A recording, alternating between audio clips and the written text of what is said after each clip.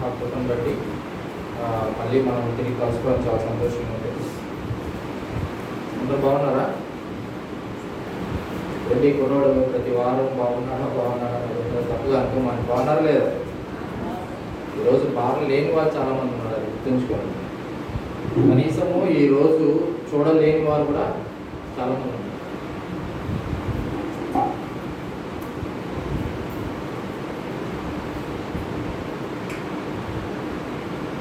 కనీసం ఈరోజు చూడలేని వారు కూడా చాలామంది ఉన్నారు. అందుకని అడుగుతున్నాను, సంతోషం అంతే, బాగున్నారు అన్నది.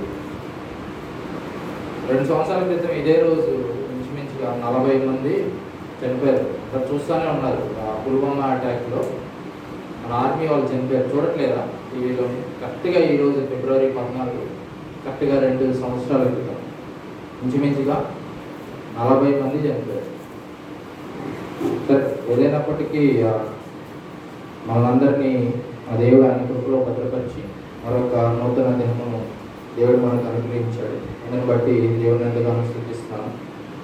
చిన్న ప్రార్థన చేసుకొని ఈరోజు వాక్య భాగంలోకి మనం వెళ్దాం. స్తోత్రం దేవా, పరిశుద్ధుడా పరలోకమందున తండ్రి, అయినా మీకు వేలాది వందనాలు, కోట్లాది కృతజ్ఞత, స్తుతులు స్తోత్రాలు ప్రభా. ఈ ఆదివారపు దినము ప్రభా, ఇది పరిశుద్ధ దినం దేవా. మిమ్మల్ని ఆరాధించుటకు స్తుతించుటకు మీరు ఇచ్చిన గొప్ప దేవా సమయమును బట్టి మీకు స్తుతులు చెల్లించుకుంటున్నాం ప్రభా. దేవా, వాక్యము అందించబోతుండగా మీ పరిశుద్ధాత్మ శక్తిని నడిపించి మీ జ్ఞానం చొప్పున ప్రభా మీ నోటి బోరువలే నన్ను వాడుకోండి. మీ స్వరమును ఇక్కడున్న మా అందరికీ మీరే వెలిపింపచేయండి.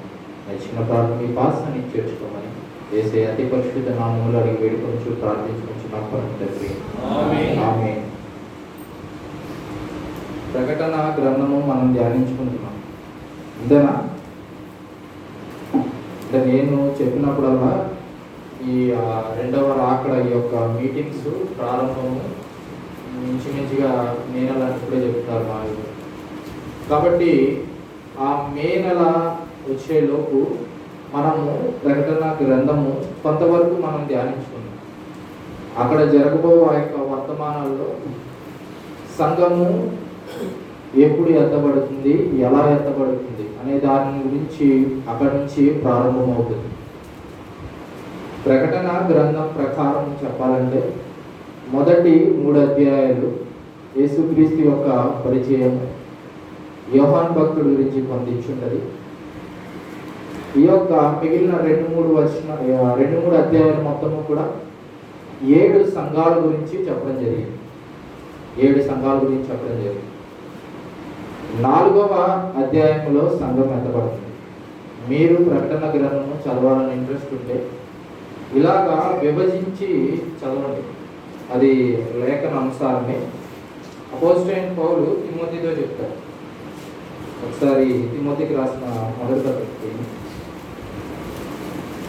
క్షమించాలి, 2వ అధ్యాయము 15వ వచనం.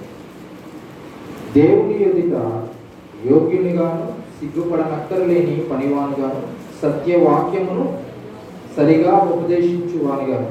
3 అక్కడ ఉంది, కింద దానికి అర్థం చూడండి. సరిగా దాని అర్థం చూడండి, కింద ఉంది. సరిగా విభజించువానిగాను నిన్ను నీవే దేవునికి కనపరుచుటకు జాగ్రత్త పడు. మనము ఎప్పుడైనా మీరు కొత్తగా ప్రారంభించిన లేదా ఎప్పుడు మీరు చదవాలనుకున్న బైబిల్ గ్రంథమును విభజించి చదవండి. మొదటి ప్రకటన గ్రంథం మొదటి 3 అధ్యాయాలు 7 సంఘాల గురించి క్రీస్తు సాక్ష్యము యోహాను భక్తుడు ఇస్తాడు. అలాగే ఆయనకి ఇచ్చిన దర్శనం బట్టి 7 సంఘాలకి ఉత్తరములు రాయమంటాడు. 4వ అధ్యాయంలో సంఘం ఎత్తబడుతుంది. ఈ ఎత్తబడిన సంఘము అలంకరించుకొనబడిన వధువుగా 19వ అధ్యాయంలో తిరిగి వస్తుంది. కావాలంటే తర్వాత చూడండి, 19వ అధ్యాయంలో తిరిగి వస్తుంది. ఈ మధ్య భాగంలో 5 నుంచి 18 వరకు సంఘము ఎత్తబడ్డాక ఈ భూలోకంలో జరిగే సంఘటనల గురించి, అంత్యక్రీస్తు రాజ్య స్థాపన కానీ, అంత్యక్రీస్తు పరిపాలన గురించి కానీ, కడవరి తెగులు గురించి కానీ ఈ యొక్క 5 నుంచి 18 లోపు రాయబడి ఉంది. 19వ అధ్యాయంలో ఈ యొక్క అంత్యక్రీస్తుని అబద్ధ ప్రవక్తని బంధించడం, సాతానుడు 20 అధ్యాయంలో బంధించడము, 20 అధ్యాయంలోనే 1000 ఏళ్ల పరిపాలన గురించి ఇవ్వబడింది. 21, 22 ఈ 2 అధ్యాయములు పరలోకం గురించి, నిత్యత్వం గురించి ఇవ్వడం జరిగింది. కాబట్టి వాక్యము మనం ఎప్పుడైనా మనము చదివేటప్పుడు దాన్ని విభజించి చదివితే మనకు అర్థమవుతుంది. మనము ఈ ప్రకటన గ్రంథము 1వ అధ్యాయము కొంతవరకు మనం ధ్యానించుకున్నాం. గుర్తుందా? ఈ యొక్క ప్రకటన గ్రంథం అంటే ఏమిటి? ప్రకటన గ్రంథం యొక్క ఆవశ్యకత ఏమిటి? ఇటువంటి ప్రకటన గ్రంథం యొక్క ఇది ప్రత్యక్షత యోహాను భక్తుడికి దేవుడు కలిగించాడు. యోహాను భక్తుడు మనకు ఆ యొక్క ప్రత్యక్షతని మనకు చూపించాడు, మనము ఇతరులకు చూపించాడు. ఈ యోహాను భక్తుడు ఎటువంటి పరిస్థితుల్లో ఈ ప్రకటన గ్రంథము రాశాడో మనం ధ్యానించుకున్నాం. ఎక్కడుండి రాశాడు ఈయన? పద్మసు ద్వీపంలో. సీజరే దేవుడు అని అనలేదంటే యోహాను భక్తుడు సీజరే దేవుడు అని అనలేదు, ఆయన పద్మసు ద్వీపంలో వేస్తాడు అంటే. సీజర్ అంటే రాజు పేరు అనుకోమండి. రాజు అయితే డొమిటియన్, లైక్ చక్రవర్తి పేరు. ఈ సీజర్ అనే మాటకు అర్థము చక్రవర్తి. అర్థమవుతుందా? సీజర్ అనే మాటకు అర్థము చక్రవర్తి. ఆయన దేవుడు అని అనలేదు, ఆయన్ని పద్మసు ద్వీపంలో వేస్తాడు. ఆ పద్మసు ద్వీపంలో ఆయన ఉన్నప్పుడు దేవుడు అనుగ్రహించిన ఆయనకి ప్రత్యక్షతను బట్టి ఈ ప్రకటన గ్రంథము రాయడం జరిగింది. 10 వచనాలు మనము ధ్యానించుకున్నాం. 11 నుంచి 20 వరకు, 1వ అధ్యాయము 11 నుంచి 20 వరకు ఉత్తర ప్రత్యుత్తర రీతిగా చదువుకున్నాం. ప్రభువు దినమందు ఆత్మావశుడునై ఉండగా భూరాధ్వని వంటి గొప్ప స్వరము నీవు చూచుచున్నది పుస్తకములో రాసి ఎఫెసు, స్ముర్నా, పెర్గము, థయతైరా, సార్దెస్, ఫిలదెల్ఫియా, లవదోకియా అని 7 సంఘములకు పంపమని చెప్పుట నా వెనక వింటి.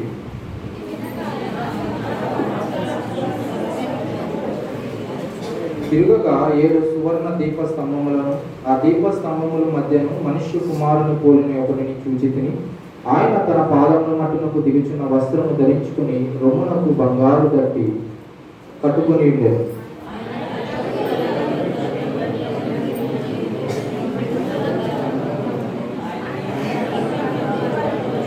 ఆయన పాదములు కొలిమిలో పుటము వేయబడి మెరియుచున్న అపరంజితో సమానమై ఉండేది. ఆయన కంఠస్వరము విస్తార జల ప్రవాహములు మణివలే ఉండేది.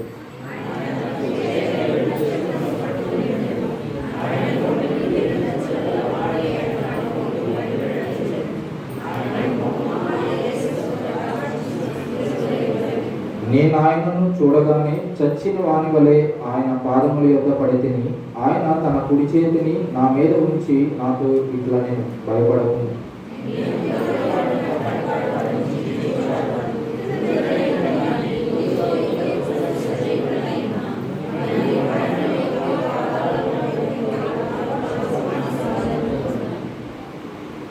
కాగా నీవు చూచిన వాటిని, ఉన్న వాటిని, వీటి వెంట కలబోవు వాటిని, అనగా నా కుడి చేతిలో నీవు చూచిన 7 నక్షత్రమును గూర్చిన మర్మమును, ఆ 7 సువర్ణ దీపస్తంభముల సంగతియు వ్రాయు. ఆ 7 నక్షత్రములు 7 సంఘములకు దూతలు. ఆ 7 దీపస్తంభములు 7 సంఘములు. ఎన్ని సంఘాలు ఉన్నాయమ్మా? యోహాను భక్తుడికి ఈ దర్శనము కలిగి దేవుడు యోహాను భక్తుడితో చెప్తున్నాడు. ఏమని చెప్తున్నాడు? 7 సంఘములకు ఉత్తరములు రాయమంటున్నాడు. ఇవన్నీ రాస్తే టైం సరిపోకపోవచ్చు, షార్ట్కట్లో రాసేస్తాను. దాన్ని బట్టి తర్వాత మనం ధ్యానించుకున్నాం. మొదటి సంఘము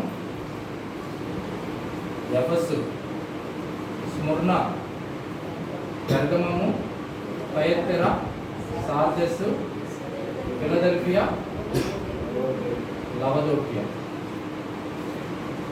ఎఫెసు, స్ముర్నా, పెర్గమము, థయతైరా, సార్దెస్, ఫిలదెల్ఫియా, లవదోకియా. ఈ 7 సంఘములకు దేవుడు యోహాను భక్తుడిని ఉత్తరములు రాయమన్నాడు.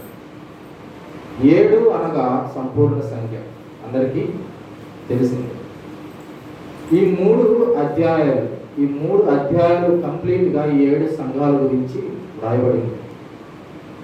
ఇది మనము 4 విధాలుగా ఈ యొక్క ఉత్తరము చూడొచ్చు. యోహాను భక్తుడు రాసిన ఈ ఉత్తరాలు 4 విధాలుగా చూడొచ్చు. మొదటిది, ఆ సమయం ఎటువంటి పరిస్థితుల్లో ఉంది ఆ సంఘము. ఫర్ ఎగ్జాంపుల్ మన ఎఫెసు సంఘం గారిని తీసుకున్నట్లయితే యోహాను భక్తుడు ఈ ఉత్తరం రాసేసరికి ఈ ఎఫెసు పట్టణం లేదా ఈ ఎఫెసు సంఘము ఎటువంటి పరిస్థితుల్లో ఉంది, అది పాస్ట్. మీకు లేఖనాలు ఇప్పుడు చదివించేటప్పుడు అది మనం ధ్యానం చేసేసుకున్నాం. రెండవది మనము పీరియాడికల్, అంటే ఎలా చూడాలంటే ఎఫెసు సంఘము మొదటి ఒక 100 సంవత్సరాలు, మొదటి శతాబ్దానికి ఆ కాలానికి చెందినదిగా మనం చూడొచ్చు. రెండవది స్మరణ 100 నుంచి ఇంచుమించుగా 300 వరకు మనం చూడొచ్చు, అంటే నేను సంవత్సరాలు చెప్తున్నాను. ఆ తర్వాత పెర్గమం 300 నుంచి 500 వరకు సంవత్సరాల వరకు. తయత్తెరా సంఘం ఇంచుమించుగా 500 నుంచి 1500 సంవత్సరాల వరకు. స్మరణ 1500 నుంచి 1700, పెర్గమము 1700 నుంచి 1900. అంటే ఇది వాక్యానుసారంగా ఉందని నేను అనడం లేదు, కానీ ఇది వాక్యములకు రిలేటెడ్గా ఉంది. అంటే పూర్తిగా ఇదే వాక్యంలో ఉందని నేను చెప్పట్లేదు. నేను ఎందుకు ఈ మాట చెప్తున్నానంటే, ఈ కాలాలు ప్రస్తుతము మనము లవదోకియా సంఘానికి చెందిన వారంగా ఉన్నాం. అంటే కాలాలతో విభజించుకున్నట్లయితే ఇప్పుడు లవదోకియా సంఘంతో దేవుడు రాయించిన ఈ ఉత్తరము ఇంచుమించుగా ప్రస్తుతము మనకు వర్తించే విధంగా ఉంటుంది. లవదోకియా చివరిది, అంటే ఇంచుమించుగా ఈ కాలంలో 7 అనేది సంపూర్ణ సంఖ్య. ఇది ఎప్పుడైతే పూర్తవుతుందో వెంటనే 3 అధ్యాయాల వరకు 7 సంఘాల గురించి ఇచ్చున్నారు. 4వ అధ్యాయంలో సంఘం ఎత్తబడుతుంది. అంటే మనము ఇంచుమించుగా చివరి దినాల్లో అర్థమవుతుందా? అర్థమవుతుంది లేదా? చివరి దినాల్లో మనం ఉన్నాం. అంటే ఇంచుమించుగా లవదోకియా సంఘములు అటువంటి పరిస్థితుల్లో మనం వెళ్తున్నాం. ఈ సంఘాల గురించి 3 అధ్యాయం వరకు చివరి వరకు పూర్తయిపోతుంది. 4వ అధ్యాయంలో సంఘం ఎత్తబడుతుంది. ఇది కాలాలతో మనం విభజించినట్లయితే. మూడవది ఉంది, దీన్ని మనము ఈ ఉత్తరాలు ఎలా చదవచ్చు అంటే, ఇవి చాలా ఇంపార్టెంట్. పర్సనల్, క్షమించాలి, ప్రెజెంట్ చర్చ్. ఇది ప్రస్తుత సంఘంకి కూడా ఈ ఉత్తరాలు ఉపయోగపడతాయి. ప్రతి ఒక్క ఉత్తరము వేరుగా కూడా ప్రతి ఒక్క సంఘానికి కూడా వర్తిస్తుంది. అలాగే పర్సనల్, అంటే వ్యక్తిగతంగా కూడా మనకు ఉపయోగపడుతుంది. మొదటిది ఏంటి? పాస్ట్, అంటే ఆ సమయంలో ఈ యోహాను భక్తుడు రాసే సమయంలో ఈ సంఘంలో ఎటువంటి పరిస్థితులు ఉన్నాయో మనం ఇప్పుడు లేఖనాధారం చదువుకుంటూ అది నేను చెప్పేస్తాను. రెండవదిగా పీరియాడికల్, మీకు ఇందాక సంవత్సరాలు చెప్పాను కదా, ఇంచుమించుగా ఒక్కొక్క కాలంకు ఒక్కొక్క సంఘంతో దీన్ని పోల్చుకొని చూడొచ్చు, అది చెప్తాను. తర్వాత ప్రజెంట్ చర్చ్, ప్రస్తుత సంఘముకు ఈ ఉత్తరం ఎలా ఉపయోగపడుతుంది. చివరిది పర్సనల్, మన యొక్క వ్యక్తిగత జీవితం కూడా ఈ యొక్క ఉత్తరాలు ఏ విధంగా ఉపయోగపడతాయో మనం చూడొచ్చు.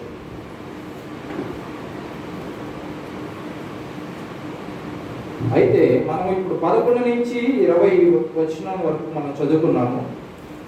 ఇందులో మనకు ప్రతిదీ అర్థమవుతుంది, కానీ 16వ అధ్యాయము 20వ అధ్యాయము మనకు అర్థం కాదు. 20వ అధ్యాయంలో కూడా అనగా, నా కుడి చేతిలో నీవు చూచిన 7 నక్షత్రములను కూర్చిన మర్మమును, ఆ 7 సువర్ణ దీపస్తంభముల సంగతియు రాయము. 7 నక్షత్రములు 7 సంఘములకు దూతలు. ఆ 7 దీపస్తంభములు 7 సంఘములు. 7 నక్షత్రములు, స్టార్. ఎవరితో పోల్చారు? సంఘ దూత. సంఘ దూత అనగా మన సంఘమును భద్రపరుస్తూ, మన సంఘము నిమిత్తము ప్రతి ఒక్కటి భారం మోస్తూ మన సంఘమును కాపాడుతూ ఉండే సంఘదూత ఎవరంటే మన యొక్క సంఘ కాపరి. ఈ 7 నక్షత్రములు, దానికి అర్థము నక్షత్రం అనగా ఏమిచ్చారు అక్కడ? 7 నక్షత్రములు 7 సంఘమునకు దూతలు. ఆనాడు క్రీస్తు పుట్టాడని ఒక నక్షత్రము ఏ విధంగా జ్ఞానులను క్రీస్తు దగ్గరికి నడిపించిందో, దారి తెలియని పరిస్థితుల్లో క్రీస్తు దగ్గరికి జ్ఞానులను ఒక నక్షత్రం నడిపించింది. అలాగే ప్రతి ఒక్క సంఘములో కూడా సంఘ కాపరిని క్రీస్తు దగ్గరికి తీసుకొని వచ్చే విధంగా ఆయన ప్రవర్తన, ఆయన ప్రార్థనలు, ఆయన వాక్యము ఉండాలి. ప్రస్తుత పరిస్థితుల్లో వారికి అట్రాక్ట్ చేసుకుంటాడు. ప్రతి ఒక్క పాస్టర్ ఆయన దగ్గరికి తెప్పించుకుంటున్నాడు మనుషులు. అది తప్పు, వాక్యానుసారం కాదు. ఆనాడు ఎలాగైతే నక్షత్రము జ్ఞానులను క్రీస్తు దగ్గరికి నడిపించిందో, ఈ యొక్క సంఘ కాపరులు కూడా, ఎవరైనా ఏ సంఘ కాపరైనా కూడా క్రీస్తు దగ్గరకు విశ్వాసులను నడిపించే విధంగా ఆయన యొక్క వాక్యం ఉండాలి, ప్రవర్తన ఉండాలి, ఆయన బోధ ఉండాలి. తర్వాత 7 దీపస్తంభములు. ఆ 7 దీపస్తంభములు అనగా 7 సంఘములు.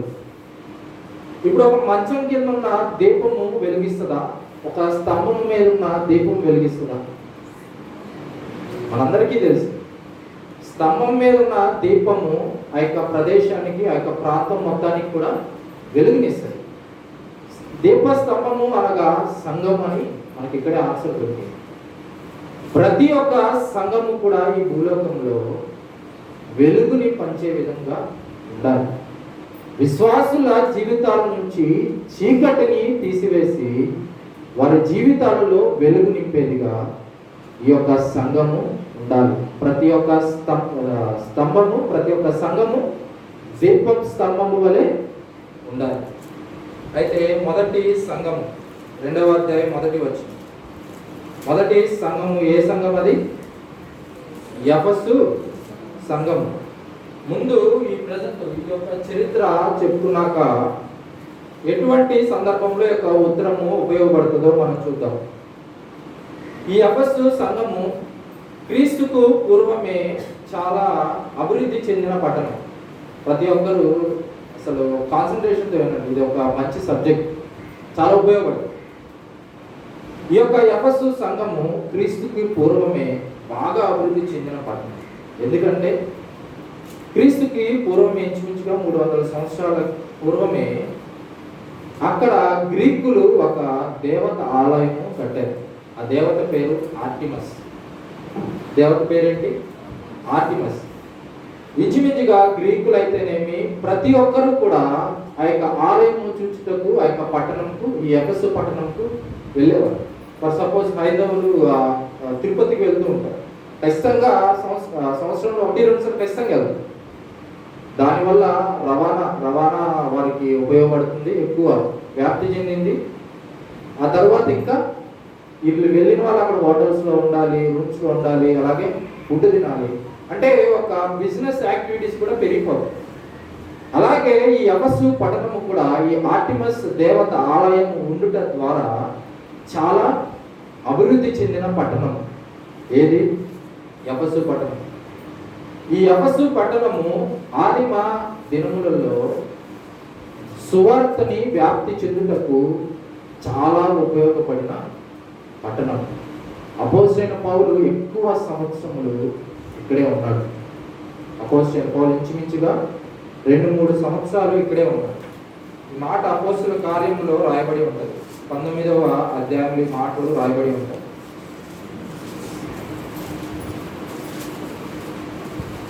19వ అధ్యాయము 9వ వచనం 10వ వచనం అపోస్తలుల కార్యము. అయితే కొందరు కఠినపరచబడిన వారై యొప్పొగనొక జన సమూహము ఎదుట ఈ మార్గమును దూషించుతున్నందున అతడు వారిని విడిచి శిష్యులను ప్రత్యేకపరుచుకొని ప్రతి దినము తురును అను ఒకని పాఠశాలలో తర్కించు వచ్చింది. 2 ఏళ్ల వరకు ఇలాగున్న జరిగిన కనుక యూదులేమి గ్రీసు దేశస్థులేమి ఆసియాలో కాపురమున్న వారందరూ ప్రభువు వాక్యము విని. ఇది ఒక బిజీ పట్టణం, ఇది ఆల్రెడీ అభివృద్ధి చెందిన పట్టణం కనుక ఎక్కువ మంది వర్తకులు వస్తూ పోతూ ఉండేవారు. అపోస్తలుడైన పౌలు చేసే పని ఏంటంటే పొద్దున్న లేచేసేవాడు, 4-5కి ప్రార్థన చేసుకునేవాడు. ఆయన వాటిని కుట్టేసుకొని ఆయన పనిలోకి ఆయన వెళ్ళిపోయేవాడు. 11 దాకా 12 దాకా ఆయన పనిచేసి సువార్తకి వచ్చిన డబ్బులు తీసుకుని సువార్తకి వెళ్ళిపోయేవాడు. అలాగా ఒక స్థలం ఏర్పరచుకున్నాడు. ఇంతవరకు ఉన్న ఒక హాల్, దాని పేరు ఇంగ్లీష్లో టిరానస్ అని ఇచ్చున్నాడు, తెలుగులో ఇక్కడ తురన్ను అని ఇచ్చున్నాడు. అక్కడికి ఆ యొక్క ప్రాంతం ఎఫెసు పట్టణంకి వచ్చే వాళ్ళందరినీ అక్కడికి పిలిచి సువార్త చెప్పేసి దేవుని అంగీకరించి నీ పాపాలు క్షమించబడతాయి, ఇలాగా వాక్యాన్ని చెప్పేసి వాళ్ళని పంపించేసేవారు. వెళ్ళిపోయిన వాళ్ళు ఖాళీగా కూర్చోలేదు. సువార్త విని వెళ్ళిన వాళ్ళు వాళ్ళ ఊరిలో సువార్తను వాళ్ళు ప్రకటించారు. ఒక వ్యక్తి ఉన్నాడు, ఈ తురాను ఈ యొక్క హాల్లోకి వచ్చి ఈ యొక్క పౌలు భక్తుడి ద్వారా వాక్యం విన్నాడు ఆ ఎఫెసు పట్టణంలో. తిరిగి ఆయన ఊరు వెళ్ళిపోయాడు. కొలసి ఆయన ద్వారా హీరోపోలి ఇలాగా ఇంచుమించుగా 2-3 సంఘాలు ఆయన స్థాపించేశాడు. ఇక్కడికి వచ్చి వాక్యం విని వాళ్ళ ఊరికి వెళ్ళి సువార్తను అందించాడు. ఈ ఎఫెసు పట్టణం గురించి నేను ఎందుకు చెప్తున్నానంటే, ఆదిమ దినాలలో ఈ యొక్క పట్టణము సువార్తని వ్యాప్తి చెందుటకు ఉపయోగపడిన సంఘము. అయితే ఈ సంఘముకు దేవుడు ఎందుకు ఉత్తరము రాయమన్నాడు? ఇంచుమించుగా 7 సంఘాలు ఉన్నాయి. మీకు బైబిల్లో లాస్ట్ పేజీలో మ్యాప్లు ఉంటాయి, మీరు చూడండి. మ్యాప్లు ఉంటాయి, మీరు చూడండి. పౌలు భక్తుల యొక్క యాత్రలో ఉంటాయి. దాంట్లో కొన్ని పట్టణాలు ఇవ్వలేదు, బట్ మీరు గూగుల్లో కొట్టినా మీకు దొరుకుతుంది.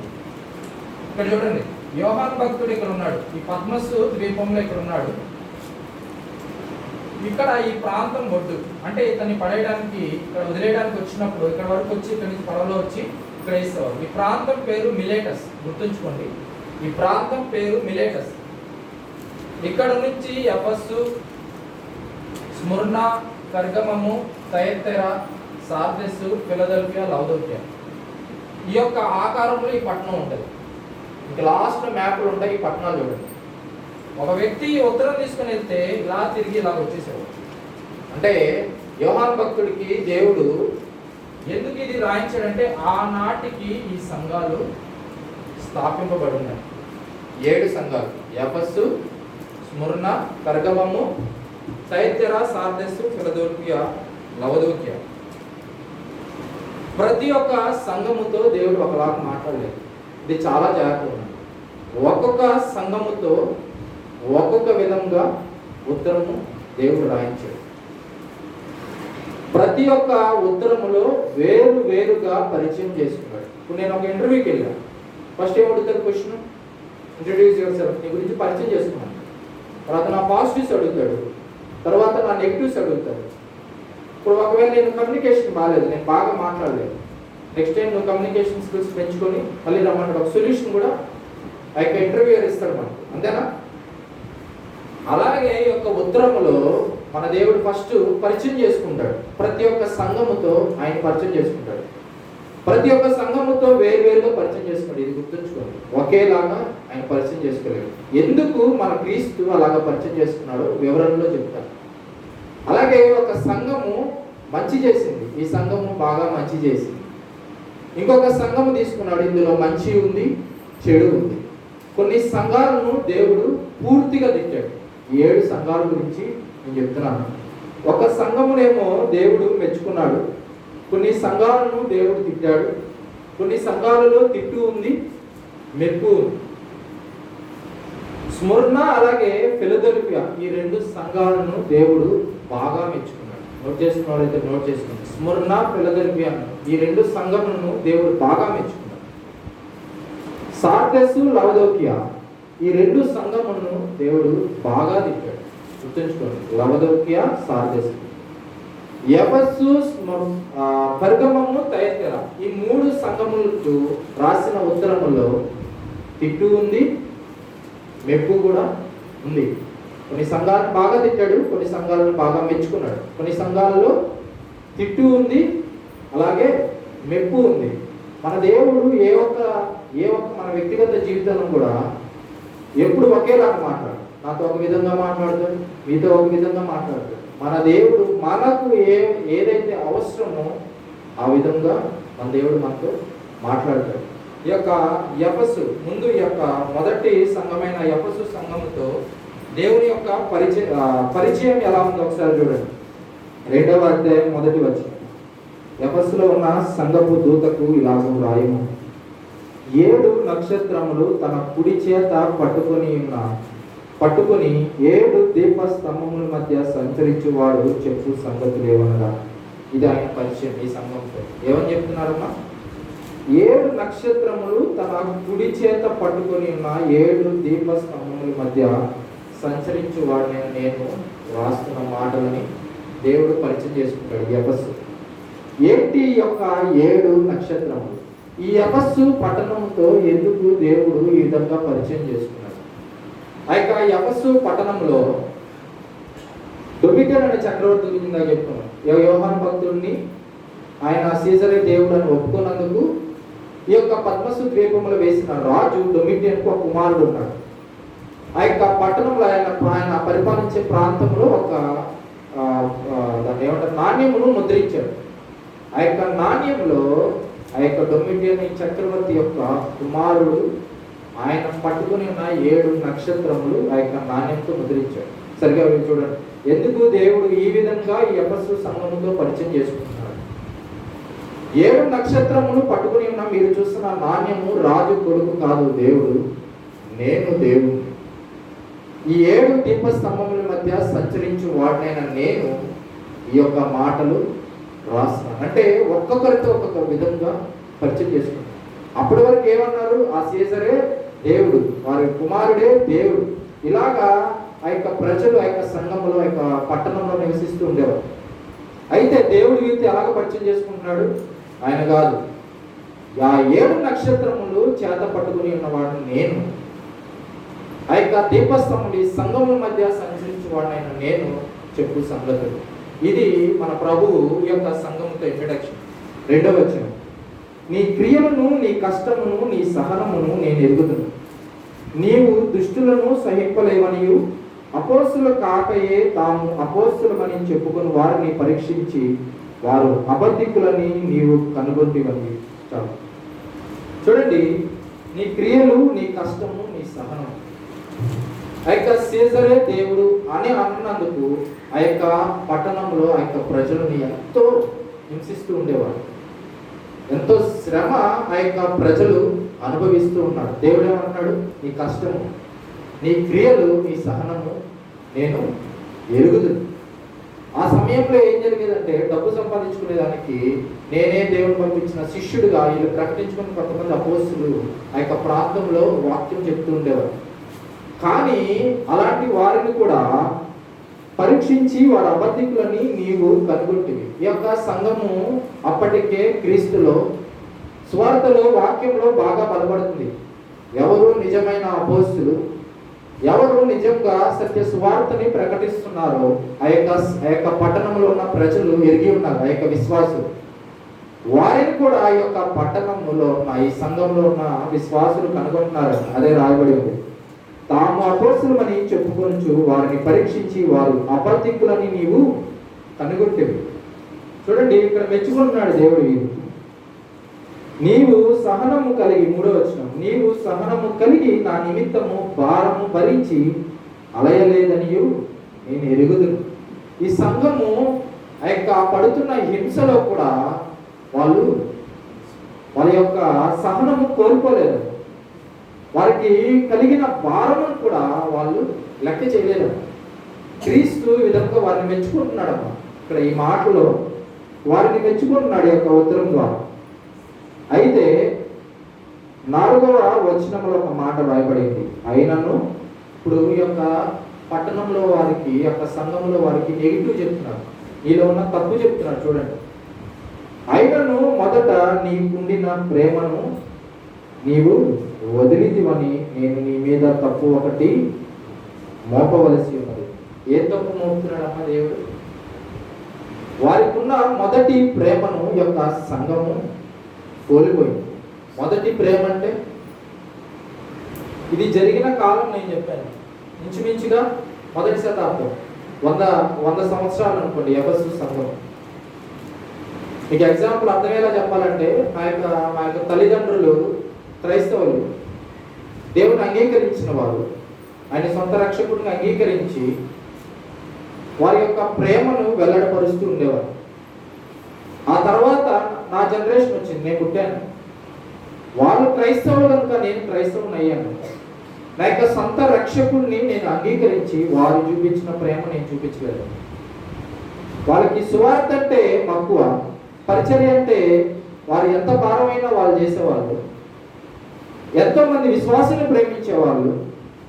మన యొక్క సంఘ కాపులని ప్రేమించేవాళ్ళు. నా తల్లిదండ్రులు అర్థమయ్యేలా చెప్తున్నాను. అటువంటి ప్రేమ నాకు లేదేమో, నేను కోల్పోయాను. ఇంచుమించుగా మొదటి శతాబ్దంలో 70-80 వచ్చే సంవత్సరం శిష్యులు కానీ అందరూ చనిపోయారు. ఒక యోహాను భక్తుడు ఒకటే బతుకున్నాడు. ఈ యొక్క సంఘము మొదటి విన్న సువార్త విని క్రీస్తుని కళ్ళతో చూసిన వారందరూ కూడా చనిపోయారు. ఎందుకంటే వాళ్ళు క్రైస్తవులుగా బతుకుతూ సువార్త పరిచర్యలో హతసాక్షులు చనిపోయారు చాలా. వారి తర్వాత జనరేషన్ వచ్చింది. వారి యొక్క తల్లిదండ్రులు చూపించిన ప్రేమను, వారి యొక్క తల్లిదండ్రులు చూపించిన భక్తిని వీరు చూపించట్లేదు. అందుకే ఇది రాసింది 96వ సంవత్సరంలో, మొదటి శతాబ్దం 96వ సంవత్సరం. ఆనాటికి వారి పిల్లలు క్రైస్తవులుగా మారి దేవుని సొంత రక్షణగా అంగీకరించారు, కానీ అటువంటి ప్రేమను వారు చూపించట్లేదు. అందుకనే యోహాను భక్తుల ద్వారా దేవుడి ఉత్తరంలో రాయించాడు. ఏం చెప్తున్నాడు? మీ మొదటి ప్రేమను మీరు కోల్పోయారని మీ మీద నింద మోపవలసి వచ్చినది. అయితే దేవుడు దానికి సొల్యూషన్ ఇస్తున్నాడు. 5వ వచనం, నీవు ఏ స్థితిలో నుండి పడితేవో అది జ్ఞాపకము చేసుకుని మారు మనసు పొంది ఆ మొదటి క్రియలను చేయుము. అట్లు చేసి నీవు మారు మనసు పొందితేనే సరే, లేని ఎడల నేను నీ యొద్దకు వచ్చి నీ దీపస్తంభము దాని చోట నుండి తీసివేయు. దీపస్తంభం అంటే చెప్పునేంటి? సంఘము. వారి యొక్క మొదటి ప్రేమను కోల్పోయారు. దేవుడు ఏమని సొల్యూషన్ ఇస్తున్నారు? తిరిగి మారు మనసు పొందండి, తిరిగి మారు మనసు పొందండి, లేకపోతే మీ ఎదుటనున్న మీ దీపస్తంభాన్ని నేను తీసివేస్తానని చెప్తున్నాను. యొక్క సంఘాన్ని తుడిచివేస్తానని చెప్తున్నాను. ప్రస్తుతం ఆ సంఘం ఉందా? లేదు. ఎఫెసు సంఘము ప్రస్తుతము లేదు. ఆ యొక్క పట్టణము శిథిరాలైతే టర్కీ దేశంలోని అంతా కూడా ప్రస్తుతము మోడర్న్ హిస్టరీలో అయితే టర్కీ దేశానికి చెందినవి అన్ని ప్రస్తుతం అయితే చూడాలనుకుంటే మొత్తము కూల్చివేయబడ్డాయి.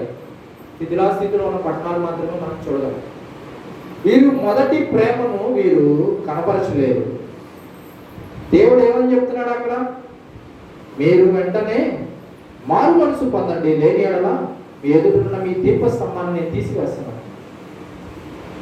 ఆ యొక్క ప్రజలు వారు మొదటి ప్రేమను కోల్పోయారు. దేవుడు వారికి సొల్యూషన్ ఇస్తున్నాడు. మారు మనసు పొందండి, తిరిగి మారు మనసు పొందండి. తిరిగి మారు మనసు పొందడం ఏంటి? నేను ఒకసారి మారు మనసు పొందాను, దేవుడిని ఆల్రెడీ అంగీకరించాను, సొంత రక్షకుడిగా నేను అంగీకరించాను మన క్రీస్తుని.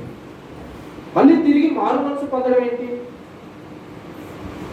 రక్షణ పొందిన వారు కూడా కొన్నిసార్లు పాపపు లోయలు పడిపోతూ ఉంటారు. లేదా ఇక్కడ రక్షణ పొంది కూడా పాపము చేసే వాళ్ళు లేరా? ఉన్నారా లేదు? అందుకనే ఇక్కడ 2 సార్లు, 5వ వచనంలో 2 సార్లు మారు మనసు పొందండి అని. నువ్వు ఆల్రెడీ ఒకసారి మారు మనసు పొందావు, క్రీస్తుని సొంత రక్షకుడిగా అంగీకరించు, మళ్ళీ మారు మనసు పొందడం ఏంటి? ఎప్పుడైనా మనలో ఉన్న ఆత్మ మీరు పాపము చేసే కొద్దీ మీ యొక్క పాత స్థితి, మీ యొక్క పాత పాపపు జీవితం, ఆ ఆలోచనలు కూడా మనలో ఉంటాయి. ఇంకా మనం రక్షణ పొందినా కానీ ఎప్పుడైతే మీరు ప్రార్థిస్తారో, ఎప్పుడైతే మీరు వాక్యం చదువుతారో, ఎప్పుడైతే వాక్యానికి లోబడి జీవిస్తారో మీ యొక్క ఆత్మ దినదినము వృద్ధి చెందుతుంది. అపోస్తలుడైన పౌలు ఒక మాట చెప్తాడు, నా బాహ్య పురుషుని కంటే అంతరంగ పురుషుడు దినదినము నూతన పరచబడుతున్నాడు. యొక్క వాక్యం ఒకసారి యొక్క లేఖ బాగుంది.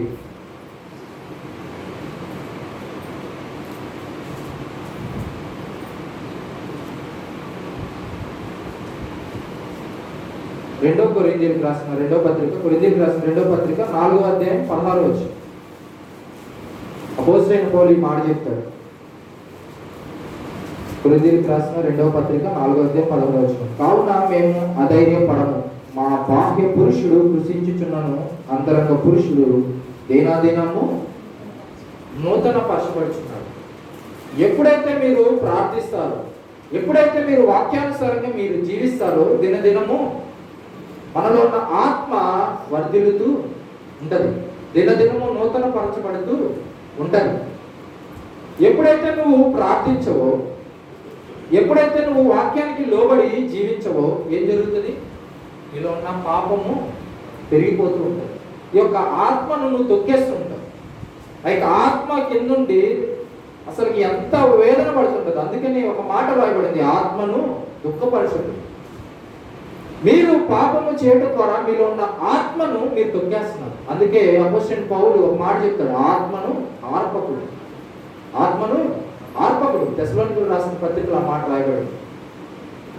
అందుకే ఇటువంటి పరిస్థితుల్లో మనం ఉన్నప్పుడు తిరిగి మళ్ళీ మారు మనసు పొందాలి. నేను ఒకసారి మారు మనసు పొందాను, రక్షణ పొందాను, పాపం చేయట్లేదా? చాలా మంది ఉన్నారు. కానీ దేవుడు అవకాశం ఇస్తున్నాడు, తిరిగి మారు మనసు పొందుము. యొక్క సంఘంతో అదే చెప్తున్నాడు. నువ్వు మొదటి ప్రేమను మీరు కోల్పోయి ఉండొచ్చు, పర్వాలేదు, తిరిగి మారు మనసు పొందుమని దేవుడు చెప్తున్నాడు.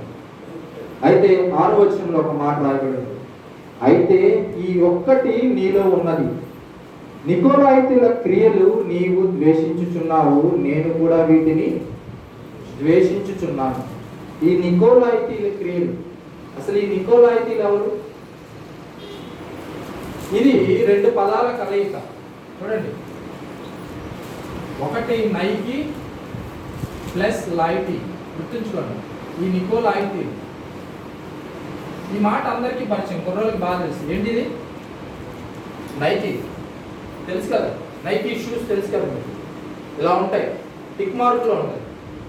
ఇది ఒక దేవత పేరు. ఈ నైకీ అనేది ఒక దేవత పేరు.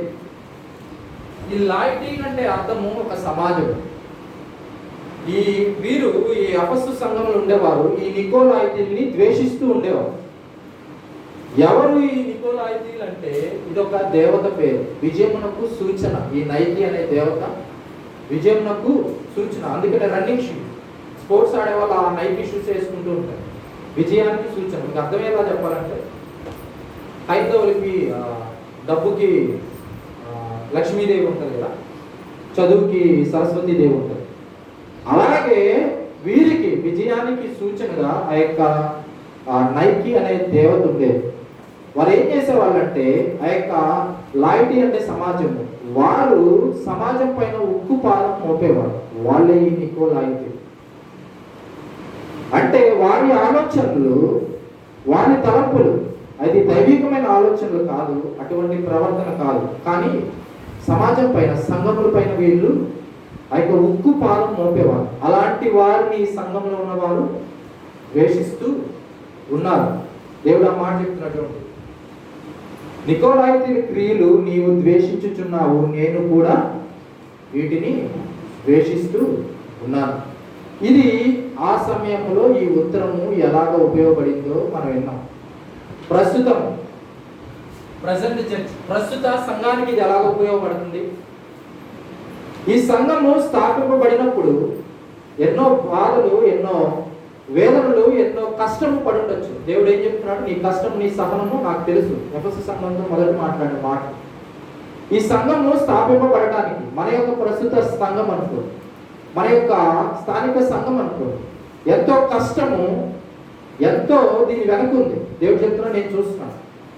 కానీ మొదట నీకుండిన భక్తి, మొదట నీకుండిన ప్రేమ ప్రస్తుత సంఘములో లేదేమో.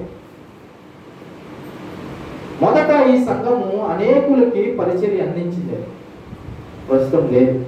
అలాగే వ్యక్తిగతంగా, పర్సనల్గా కూడా ఒకసారి పరీక్షించుకోండి. దేవుణ్ణి నమ్ముకున్నప్పుడు, క్రీస్తుని సొంత రక్షకుడుగా అంగీకరించినప్పుడు మీ యొక్క భక్తి ఎలా ఉంది? మీ యొక్క ప్రేమ, ఇతరులని, మీ విశ్వాసం, మీరు ప్రేమించడం ఎలా ఉంది? మీ సహవాసము, మీ సంఘ సహవాసం ఎలా ఉండేవాళ్ళు మీరు? ప్రస్తుతము అలాగే ఉందా? ఈ అపస్సు సంఘము మొదటి ప్రేమను కోల్పోయారు. మొదట మీరు కూడా విశ్వాసులుగా బాగుండేవారు. ఒకసారి పాత రోజులకు వెళ్ళండి, మీరు దేవుడు అంగీకరించిన రోజు డైలీ వాక్యం చదివేవాళ్ళు, 2-3 సార్లు మోకరించి ప్రార్థించేవాళ్ళు. ప్రస్తుతము ఒక్కసారి పరీక్షించుకోండి. దేవుడు ఏం చెప్పాడు ఆ సంఘముతో? నువ్వు మొదటి ప్రేమను కోల్పోయి ఉన్నావు, మారు మనసు పొందకపోతే అక్కడి నుంచి నేను తీసుకొస్తాను ఆ యొక్క సంఘాన్ని. ప్రస్తుతం లేదు ఆ సంఘం. ప్రస్తుతం దేవుడు ఇక్కడ మనందరితో మాట్లాడుతున్నాడు. మొదటి దినాలలో మనం ఎలా ఉన్నాం? మనలో ఉన్న మొదటి భక్తి, మనలో ఉన్న మొదటి ప్రేమ ఇప్పుడు ఏమైపోయింది? దేవుడు మనల్ని కూడా తీసేస్తాడు. అంటే మన కరోనా వచ్చింది, ఇప్పుడు లక్షల మంది చెప్తారు, ఏం చేయగలిగాం? ఏం చేయలేము. తిరిగి మారు మనసు పొందితే దేవుని కృప ద్వారా మనము ఇంకను భద్రపరచబడుతాం, ఇంకను రక్షింపబడతాం. ఈ యొక్క సంఘము మొదటి ప్రేమను కోల్పోయింది. ఇంకొక 10 నిమిషాలు ఇస్తే రెండో సంఘాన్ని కూడా మనం పూర్తి చేసుకుంటాం. రెండవ సంఘము స్ముర్ణ. ఏంటా సంఘము? స్ముర్ణ. ఈ యొక్క పట్టణమును ఎఫెసు నుంచి ఉత్తరానికి వెళ్తే స్ముర్ణ వస్తుంది. ఇంచుమించు 30-40 కిలోమీటర్లు ఉంటుంది. మీరు కానీ మ్యాప్ తోటి చూస్తే. ప్రస్తుతం అయితే ఆ యొక్క సంఘము ఆ యొక్క ప్రాంతం లేదు, కానీ ఆ యొక్క పాత ప్రాంతాన్ని వీరు ఆక్రమించి ముస్లింలు ఇజ్మీర్ అనే ప్రాంతం కట్టబడింది. ఇప్పుడు ప్రస్తుతం ఈ సంఘాలు ఉన్నదంతా ప్రస్తుతం టర్కీ దేశంలో ఉంది. ఈ తర్వాత గూగుల్ చేసుకోండి. టర్కీ దేశంలో ఎక్కువ శాతం ముస్లిమ్స్ ఉన్నారు. ఆ కాలంలో క్రీస్తుకు పూర్వమే గ్రీకులు ఇక్కడ ఈ యొక్క స్ముర్ణ యొక్క పట్టణము ఇలా ఉంటుంది, చంద్రాకారం. ఇదంతా బీచ్, ఈ చంద్రాకారంలో ఉంటుంది. గ్రీకులు ఈ పట్టణముకు ఇటు చివర ఆలయాలు కట్టారు. నేను చెప్పాను, అట్టిమసని దేవతను పూజే వాళ్ళు గ్రీకులు ఇలాగా విగ్రహారాధనలు ఎక్కువ ఉంటూ ఉండేవారు. అయితే వారి తర్వాత వచ్చిన రోమా ప్రభుత్వము, రోమా రాజులు కూడా వాళ్ళు విగ్రహాలు కట్టేసుకున్నారు ఈ స్ముర్ణ ప్రాంతంలో. అగస్టస్ కానీ, టైటస్ కానీ, డొమిటియన్ కానీ వాళ్ళు కట్టేసుకొని, మీరు నన్ను దేవుడని ఒప్పుకోకపోతే మిమ్మల్ని హింసిస్తాను. అటువంటి పరిస్థితుల్లోనే ఈ యొక్క ప్రజలు హింసకు లోనయ్యేవారు ఈ యొక్క స్ముర్ణ ప్రాంతంలో. ఇదే మనము కాలానుగుణంగా చూస్తే ఈ స్ముర్ణ సమయము 100 నుంచి 300 వరకు, అంటే కాలాలతో కూడా మనం పోలిస్తూ చూస్తున్నాం. ఈ సమయంలో అనేక హింసలు పొందింది. వీడు క్రైస్తవుడు అని తెలిసేవాడిని చంపేసేవాడు. క్రైస్తవుడు వీడు స్వార్థ పరిచర్యకి వెళ్తున్నాడంటే సిలివేసేవాడు. విషపు పురుగులు గుంటలో తోసేవాడు. ఒక్కొక్క రాజుకు ఒక్కొక్క స్టైల్ ఉంది చెప్పడం. ఒకరు సిలివేసేవాళ్ళు, ఇంకొకరు దూరంగా తీసుకెళ్లి పడేసేవాళ్ళు, ఇంకొకరు విషపు గుంటల్లో వేసేవాళ్ళు, ఇంకొకరు బాంటల్లో నూనెలో వేయించేవాళ్ళు. యోహాను భక్తుని ఒకసారి చేసేవాళ్ళు. అయితే ఈ యొక్క రాజులు ఈ కాలంలో ఎంతో హింసను వారు అక్కడ ఉన్న ప్రజలకు, ఆ యొక్క సంఘంలో ఉన్న వారికి వారు చూపించారు. అయితే దేవుడు ఇటువంటి పరిస్థితుల్లో వారితో ఏ విధంగా ఆయన పరిచయం చేసుకుంటున్నాడు? ఉత్తరంలో 8వ వచనం, స్ముర్ణలో ఉన్న సంఘపు దూతకు ఇలాగూ రాయము, మొదటి వాడును కడపటి వాడునై ఉండి మృతుడై మరలా బ్రతికిన వాడు చెప్పు సంగతులు ఏమంటారు. అక్కడ 4 పదాలు మనం చూసాం. ఆ యొక్క సంఘంతో పరిచయం చూడండి. మీకు ఆల్రెడీ ఒకసారి చెప్పాను, ఒక్కొక్క సంఘముతో ఒక్కొక్క రీతిగా ఆయన పరిచయం చేసుకుంటారు. అక్కడ ఏమనుంది? మొదటి వాడును.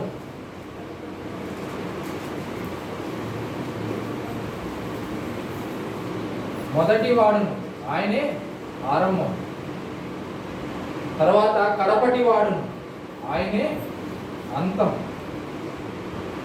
మృతుడినై తిరిగి లేచిన వాడు చెప్పు సంగతి లేవనగా. చూడండి ఈ యొక్క సంఘంతో ఏ విధంగా మాట్లాడుతుంది. ఈ యొక్క సంఘము అనేక శ్రమలు, అనేక వేదనలు, అనేక బాధలు పడుతుంది. ఎంతోమంది హతసాక్షులుగా ఒక కుటుంబంలో ఎన్నో కుటుంబాలు చనిపోయాయి. ఇప్పుడు ఒక కుటుంబంలో ఒక మనిషి చనిపోతే మనం అందరం వెళ్ళి వారికి ఒక ఆదరణ కూటం పెడతాం. మనం ఆదరణ కలిగిస్తామా? ఏ మనుషుడు కూడా ఇతరుడికి ఆదరణ కలిగించదు. అక్కడికి వెళ్ళి ఆదరణ కూటము పెట్టుకొని దేవుడి మాటలు, దేవుడి వాక్యం వారితో పంచుకోవడం జరుగుతుంది. ఎందుకని? దేవుడు ఆదరణ కలిగిస్తాడు. మీకు అదే చెప్పింది, ఏ ఒక్క సంఘంతో ఎలాగ మాట్లాడాలో అలాగే దేవుడు మాట్లాడతాడు. ఎవరికి ఎటువంటి వాక్యం అవసరమో ఆ విధంగా మాట్లాడతాడు. ఇక్కడ ఉన్న వారు ఆదరణ కోల్పోయి ఉన్నారండి, దేవుడు ఆదరణ కలిగించే మాటలు కలిగిస్తాడు. తల్లిదండ్రులు ప్రేమను కోల్పోయాడేమో, లేదా బిడ్డల యొక్క ప్రేమను తల్లిదండ్రులు కోల్పోయారు. వారికి ప్రేమ అవసరమైతే దేవుడు వారితో ప్రేమగా మాట్లాడతాడు. ఇక్కడ అనేకులు హింస ద్వారా చనిపోయి ఉన్నారు. దేవుడు అక్కడ ఏం చెప్తున్నాడు? మృతుడై, మీ కుటుంబంలో ఒకరు చనిపోయారు, నా నిమిత్తము నేను కూడా చనిపోయాను. ఏం చెప్తున్నాడు దేవుడు? నేను కూడా చనిపోయాను. ఒక ఆదరణ కలిగిస్తున్నాడు. ఆయనే ఆరంభము, అంతము, ఆయన ఆదరణ కలిగించేవాడు. మృతుడై తిరిగి లేచిన వాడు చెప్పు సంగతులు ఏమనగా. తిరిగి లేవడం ఏంటి? నీ కుటుంబంలో ఒకరు నా నిమిత్తము హతసాక్షులుగా చనిపోయారు, నేను చనిపోయాను, కానీ నేను తిరిగి లేచాను. ఒకనాడు నీ కుటుంబంలో ఉన్న వారు నా నిమిత్తము చనిపోయిన వారు కూడా తిరిగి లెగుస్తారు. అక్కడ దేవుడు వారికి ఒక ఆశను, వారికి ఒక నిరీక్షణ కలుగు చేస్తారు. ఈ 4 మాటల ద్వారా కూడా మనం ఒక వర్తమానం చెప్పుకోవచ్చు. అంటే ఆయన పరిచయం చూడండి, ఎవరితో ఎలాగ మాట్లాడాలో అలాగ మాట్లాడుతున్నారు. ఆ స్మరణ సంఘము పెర్సిక్యూషన్ జరిగింది. అనేక వాళ్ళ క్రైస్తవుడు అంటే చంపేసేవాడు. అలా ఉన్న సంఘంతో ఎలా మాట్లాడుతున్నాడు చూడండి. నేనే మొదటి వాడు, నేనే కడపటి వాడు, మీకే సంబంధం మొత్తం నేను. మీరు చనిపోయారా? మీ కుటుంబంలో ఒకరు చనిపోయారా? నేను కూడా చనిపోయాను. ఒక ఆదరణ కలిగిస్తున్నాను.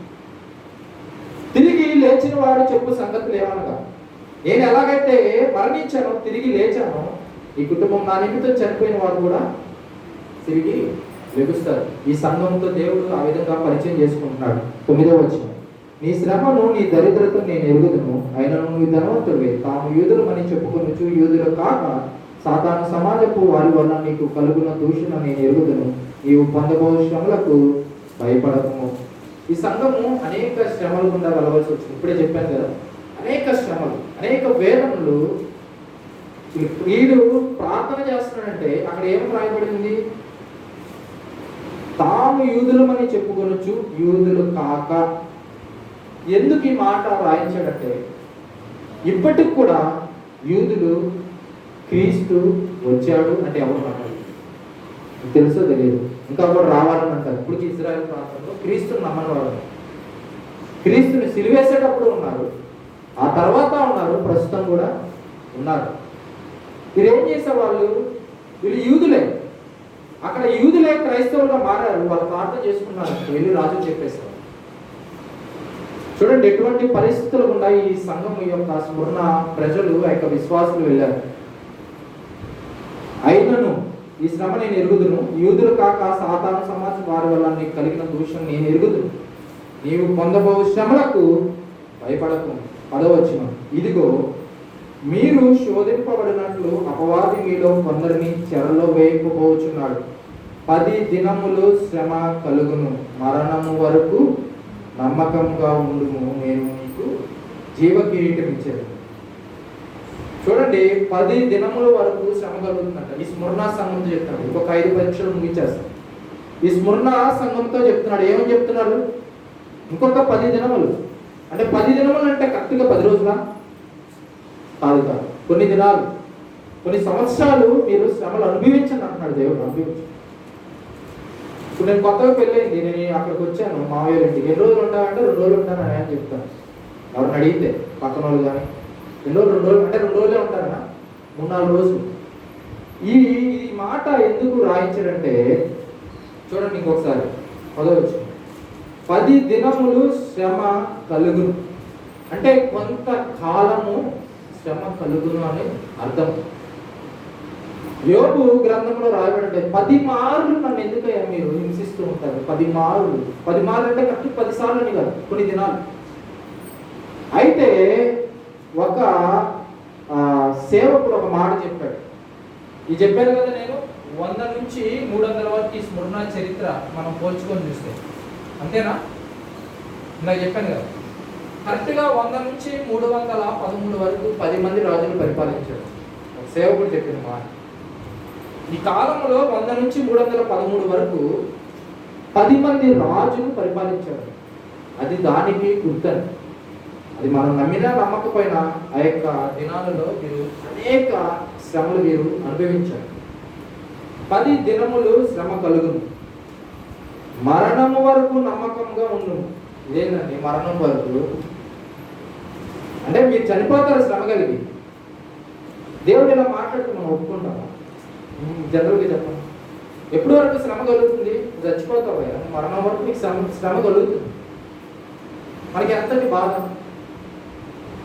కానీ తర్వాత దేవుడు ఒక చక్కటి మాట చెప్పాడు చూడండి, నేను నీకు జీవ కిరీటం ఇచ్చేదను. గుర్తుంచుకోండి, క్రైస్తవ జీవితము మరణంతో అంతం అవ్వదు, మరణంతోనే ప్రారంభమవుతుంది. డిఎల్ మూడి అని దైవ సేవకుడు ఒక మాట ఆయన చెప్పారు. మనం యాత్రికులు ఉంటాం, ఇక్కడ జస్ట్ వెకేషన్ కోసం వచ్చామండి ఈ ప్రాంతాన్ని. 60-70 సంవత్సరాలు బతుకుతాం, వెళ్ళిపోతాం. తర్వాత మన పౌరస్థితి అక్కడే. అపోజిట్ పౌరులు ఏం చెప్తారు? నా పౌరస్థితి పరలోకంలో. నువ్వు మరణం వరకు నువ్వు చనిపోతావు నా నిమిత్తము, అంతవరకు నీకు శ్రమ కలుగుతుంది. చనిపో పర్లేదు, కానీ నేను నీకు జీవ కిరీటము ఇచ్చేది. ఇదే మాట ప్రస్తుత సంఘముతోనూ వ్యక్తిగతంగానూ ఒకసారి చూసుకోండి. ఈ సంఘము అనేక శ్రమలు పడింది ఇతరుల ద్వారా, మనము అని చెప్పుకునే యూదుల ద్వారా, అలాగే క్రైస్తవులు అని చెప్పుకునే వారి ద్వారానే మనము ఈ యొక్క సంఘము ఎంతో దూషణ కలిగించిందేమో మనకు తెలియదు. అయినా కూడా దేవుడు సహనంతో ఉండు, భయపడ మాకు. వ్యక్తిగత జీవితంలో కూడా నువ్వు అనేక శ్రమలు పొందావేమో, అనేక వేదనను పొందుతున్నావేమో, భయపడ మాకు, సహనంగా ఉండు. ఎంతకాలమయ్యా? మరణము వరకు. ఎంతవరకు? మరణము వరకు మనల్ని దేవుడు ఉంటారమ్మా, ఉండరా? ఇప్పుడే చెప్పాను, యాత్రికులు విశ్వాసుల యొక్క ఆలోచన ఎప్పుడు క్షయమైపోయే వాటిపైన ఉండకూడదు, అక్షయమైన వాటిపైన ఉండాలి. మన ఆలోచన యావత్తు కూడా పరలోక సంబంధమైన వాటి వైపు ఉండాలి. ఈ శ్రమ నువ్వు మృతి వరకు నువ్వు ఒక మరణిస్తావు, కానీ నేను నీకు జీవ కిరీటం ఇచ్చాను.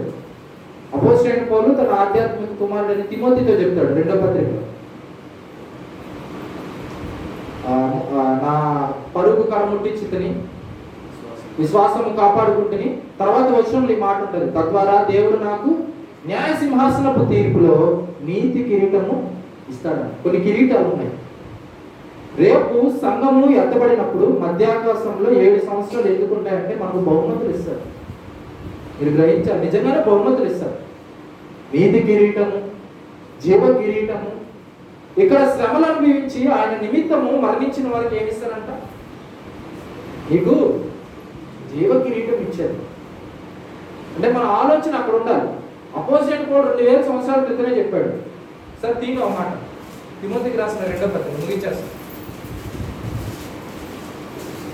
చివరి అధ్యాయం 4వ అధ్యాయం 7వ వచనం, 7-8. మంచి పోరాటము పోరాడి తిని, నా పరుగు కడముట్టించి తిని, విశ్వాసము కాపాడుకుంటుని, ఇక మీదట నా కొరకు నీతి కిరీటం ఉంచబడి ఉన్నది. ఆ దినమందు నీతి గల న్యాయాధిపతి అయిన ప్రభు అది నాకు మాత్రమే కాకుండా తన ప్రత్యక్షతను అపేక్షించి వారికి అందరికీ అనుగ్రహించు. ప్రకటన అంటే మీకు అర్థం చెప్పాను ఏంటి? అదొక ప్రత్యక్షతను అపేక్షించి వారికి అందరికీ అనుగ్రహిస్తాడు. ఏంటంటే అపోజిట్ పౌలు 2000 సంవత్సరాల క్రితమే ఆయన భూలోకంలో ఉండేనే నా కొరకు నీతి కిరీటము సిద్ధపరచబడి ఉంది, ఆయన చేతుల మీద నేను తీసుకుంటాను. చూడండి ఎటువంటి మాట, అంటే ఎటువంటి నిరీక్షణ కలిగి ఉన్నారు. అతని యొక్క నిశ్చయిత ఒకసారి చూడండి. ఈ యొక్క స్మరణ సంఘంలో మీరు శ్రమలు అనుభవించారు. మరణం వరకు భయపడకు. వాళ్ళు మరణించిన మీకు రేపు ఎత్తబడిన సంఘంలో మీరు ఉన్నప్పుడు మీకు జీవ కిరీటం ఇచ్చారు. 2 సంఘాల గురించి మనం ధ్యానించుకున్నాం. మొదటిది ఎఫెసు, మొదటి ప్రేమను కోల్పోయిన సంఘం. దేవుడు ఏం చెప్తున్నాడు? తిరిగి మారు మనసు పొందుము. ఇక్కడ ఉన్న మనందరికి కూడా మనం మొదటి ప్రేమను కోల్పోయాము. మొదట మనకున్న విశ్వాసము, భక్తి కోల్పోయాము. తిరిగి మళ్ళీ మారు మనసు మనం పొందాలి. 2వ సంఘము స్మరణ. అనేక వేదనలు, అనేక శ్రమలు అనుభవించిన సంఘం. దేవుడు ఏం చెప్తున్నాడు? మరణం వరకు నమ్మకంగా ఉంది, భయపడము, కానీ నేను నీకు జీవ కిరీటము ఇచ్చాను. 7 సంఘాలు చాలా మంది చెప్తాడు ప్రస్తుత సంఘానికి ఉపయోగపడదు, అది వాక్యానికి విరుద్ధం, అది చాలా శుద్ధ తప్పు అన్నమాట. బైబిల్లో రాసిన ప్రతి మాట మనకు ఉపయోగపడదు. అపోజిట్ పౌలు రాసిన పత్రికలు ఆ యొక్క సంఘాలకి, ప్రాంతాలకు రాశాడు. అవి ఇప్పటికి కూడా మన యొక్క ఆధ్యాత్మిక జీవితంలో, మన విశ్వాస జీవితంలో మనకు ఉపయోగపడదు. ప్రతి ఒక్క సంఘముకి దేవుడు తప్పులు మెప్పులు చెప్పాడు. మన జీవితంలో ఇక్కడ ఉన్న విశ్వాసులు ఖచ్చితంగా ఈ 7 సంఘాలు ఒక సంఘానికి చెప్పింది. ఈ సంఘాల గురించి చెప్పాక నా గురించి అసలు మీరు చెప్పలేదండి, అసలు మీరు విశ్వాసులు ఉందే చెప్తారు. ఖచ్చితంగా ఇప్పుడున్న విశ్వాసులు అందరూ కూడా 7 సంఘాల్లో ఒకరితో లింక్ అయి ఉంటారు. ఇక్కడున్న చాలా మంది ఉన్నారు, అమ్మలు చాలా మంది ఉన్నారు. మొదటి చాలా ఆసక్తితో ప్రార్థించే వాళ్ళు కుటుంబం గురించి. ఇప్పుడు అటువంటి ఆసక్తి తగ్గుంటుంది. ఇప్పుడు దేవుడు వాళ్ళతో మాట్లాడాడు, తిరిగి మళ్ళీ మారు మనసు పొందుతుంది. దేవుని నిమిత్తం ఎంతో శ్రమ పడుతున్నారు, ఎన్నో కష్టాలు పడుతున్న వాళ్ళు ఉన్నారు. సంఘ సేవకులు కానీ, కాపురులు కానీ. దేవుడు ఏం చెప్తున్నాడు? మరణం వరకు నమ్మకంగా ఉంది, నేను నీకు నీతి కిరీటం ఇచ్చాను. దేవుడి కొద్ది మాటలు ఆయన వినికిడిలో దీవించింది కాబట్టి సమయం లేదు కాబట్టి ప్రార్థన చేసేస్తున్నాను. ప్రతి ఒక్కరు కళ్ళు మూసుకోండి. స్తోత్రం దేవా, పరిశుద్ధుడా, పరిశుద్ధుడా, పరలోకమందున్న తండ్రి. ఆయన మీకు వేలాది వందనాలు, కోట్లాది కృతజ్ఞత, స్తుతులు, స్తోత్రాలు ప్రభా. మీరు యోహాను భక్తుడికి అందించిన ప్రత్యక్షతను, యోహాను భక్తుడికి మీరు దేవా వెల్లడిపరిచిన సంగతుల్ని ప్రభా, వాక్యం ద్వారా మాతో మాట్లాడిన విధానాన్ని బట్టి మీకు స్తుతులు, స్తోత్రాలు తెలియజేసుకున్నాం ప్రభా. 7 సంఘాలలో ప్రభా, ఎఫెసు, స్ముర్న ఎంతో శ్రమను, వేదనను అనుభవించిన సంఘము నీ నిమిత్తము ఆ యొక్క సమయాలలో, ఆ యొక్క సంఘాలలో దేవా హత సాక్షులుగా చనిపోయిన వారు ఆ యొక్క సంఘాల్లో ఉన్నారు. అయినప్పటికీ కూడా ప్రభా, మరణము వరకు నమ్మకం ఉండమంటున్నారు. ఇక్కడ ఉన్న కూడి ఉన్న విశ్వాసులు దేవా, మేము మొదటి ప్రేమను కోల్పోయాము. మొదటి ఉన్న విశ్వాసము, భక్తి మాకు ఇప్పుడు లేదేమో. దయతో మమ్మల్ని క్షమించండి. మా యొక్క మనస్సును మీరు మార్చండి దేవా. ఆత్మలో వర్ధిల్లుటకు మీరే మాకు సహాయం చేయండి ప్రభా. దేవా, ఏ రీతిగా ప్రభా నాయన మరణము వరకు నమ్మకంగా ఉండమన్నారు, మీ కొరకు జీవ కిరీటము, నీతి కిరీటము ప్రభా ఉంచబడి ఉన్నదని నీ లేఖనము మాకు తెలియజేస్తుంది. ఆ విధముగా ప్రభా